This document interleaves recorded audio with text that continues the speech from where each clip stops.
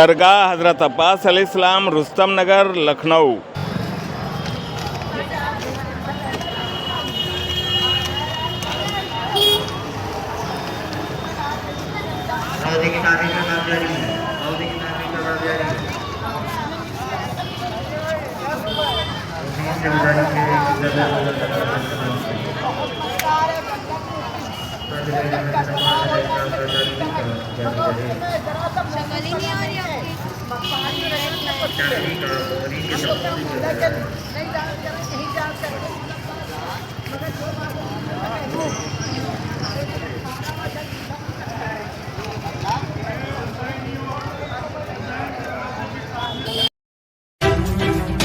सदाकत अखबार सिर्फ अखबार ही नहीं, आपका दोस्त भी है।